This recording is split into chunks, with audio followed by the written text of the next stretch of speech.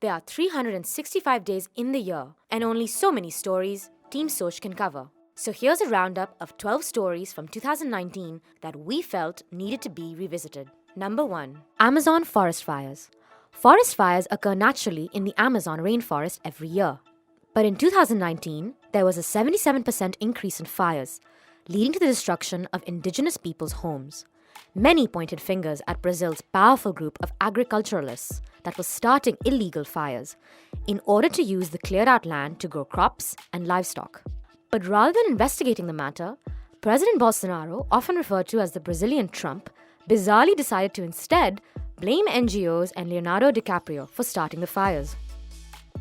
Number 2. Brexit. 3 years on from the referendum to leave the EU, the UK is still in the EU. But that may finally be changing as Prime Minister Boris Johnson won a resounding victory in the December general elections, with a vow to get Brexit done by the end of next year. All the questions that still need to be answered. What will happen to the UK's relationship with Europe? What will happen to the European citizens living in the UK right now? And what will happen to the border between Northern Ireland and the Republic of Ireland?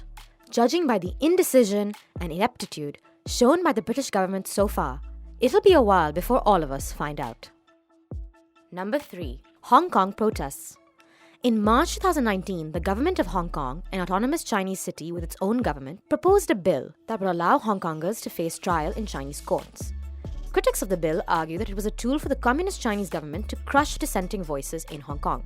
Millions of protesters came out to oppose the bill and Chinese control. Although the extradition bill was withdrawn in September, the protests continue till this day. Protesters now demand the exoneration of those arrested, the resignation of Hong Kong's chief executive Carrie Lam, an inquiry into police violence against protesters, and a greater democratic say in how Hong Kong is administered. Number 4. Violence against women protest. On December 4th, in the most recent round of protests against the government, almost 10,000 women in Chile, Santiago, chanted a cry that every woman could get behind. El violador eres tú. The rapist is you.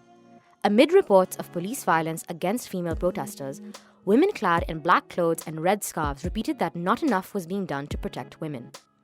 The chant was created by the feminist collective Las Tesis to highlight the rampant gender violence in Chile, but unsurprisingly, the message has been repeated across the globe.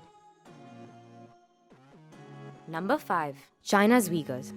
A recent data leak to the International Consortium of Investigative Journalists, ICIJ, revealed that China has been detaining, torturing, and brainwashing Uyghurs, who predominantly identify as Muslim. Around 1 million people are thought to be detained in camps in the western Xinjiang region since 2017.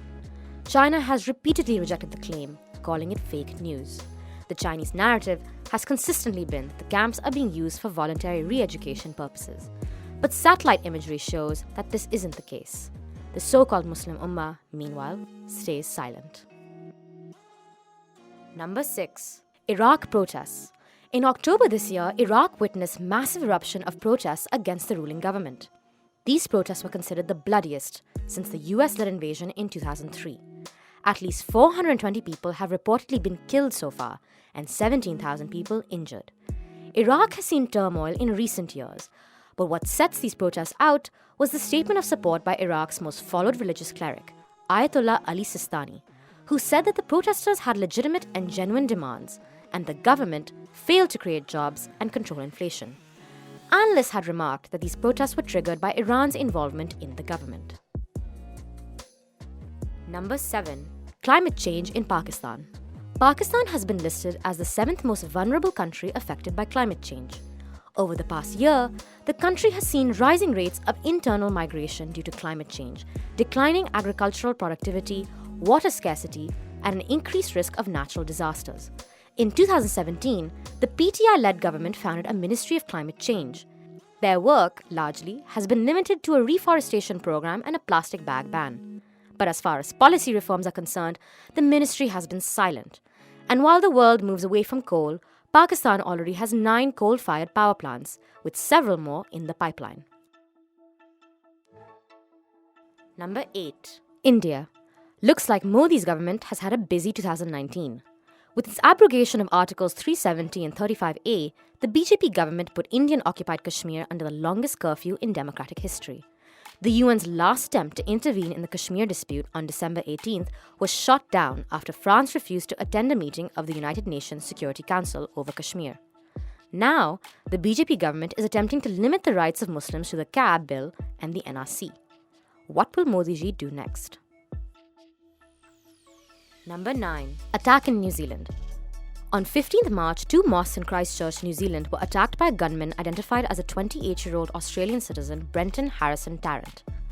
This was one of the deadliest terror attacks in New Zealand's history, leading to 50 fatalities and another 50 injuries. Worse, a 17-minute video was broadcast by the shooter online. Shortly before the attack, an 87-page manifesto believed to be penned by Tarrant himself was released anonymously online, inciting anti-immigrant and anti-Muslim sentiment.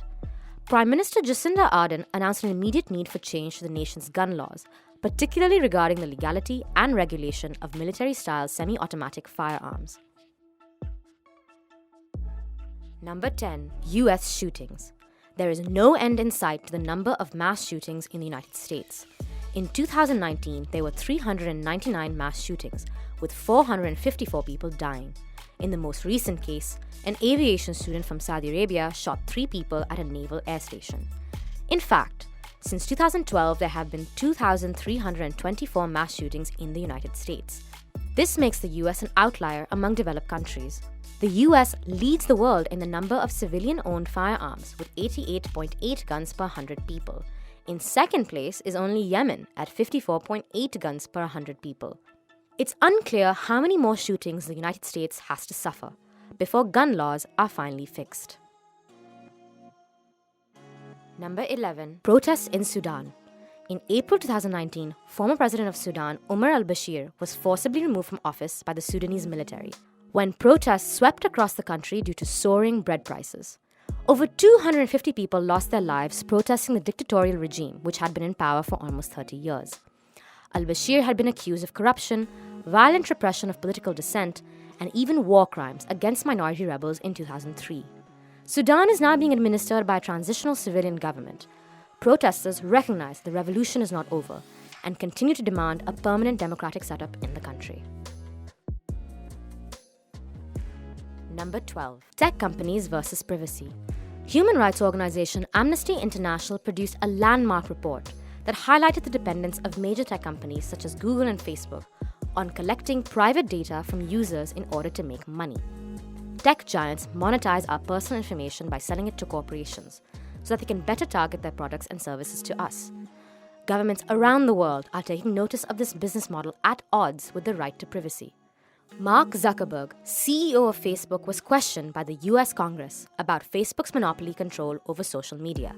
YouTube has been made to enact stricter procedures to prevent the collection of data from children, and the European Union has taken a leading role in consumer protection online after passing the General Data Protection Regulation in late 2018. Thanks for keeping up with us in 2019. Here's to a better 2020.